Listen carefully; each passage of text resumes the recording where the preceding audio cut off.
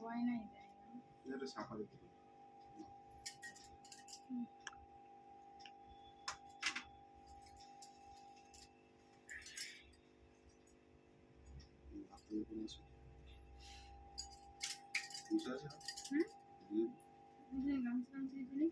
তো আমাদের first time প্রত্যেক বছর এটা আমার কি বলবো এত বছর এই 15 বছরের অ্যানিভার্সারি আমার আজকে।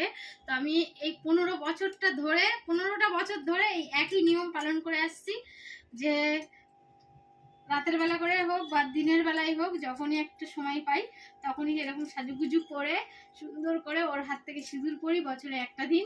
আর এইভাবে আনন্দটা আমরা একাই করি, একা না এমনি আমরা দুজন তো আছি। আর আমাদের এর আগে সব আমাদের ফ্যামিলি থাকতো, এবার ফ্যামিলি কাউকে রাখিনি। ভেবো না যে কেন রাখিনি কি বৃত্তান্ত, সেগুলো সব পরে আস্তে আস্তে সবাই তোমরা জানতে পারবে। তো এবছর একটু আমার খরচা আছে, আমি নিজেও অপারেশন হয়েছি, ওই জন্য আমি আর এবছর কাউকে আর সাথে রাখিনি, এটাই আর কি, আর কিছুই না। তো চলো কেকটা কাটবো এবার আমরা দুজন মিলে। কেকটা কেটে নিই ঝপাঝপ, আর তোমরা থাকো কেক খাওয়ার জন্য। উঠো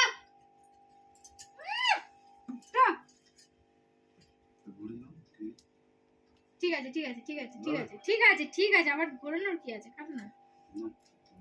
ও আকাশ রেডি, স্টার্ট, বল, মুখ দিয়ে বল স্টার্ট।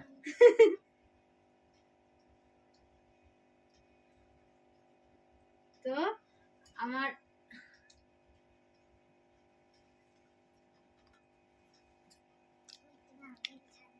সবাই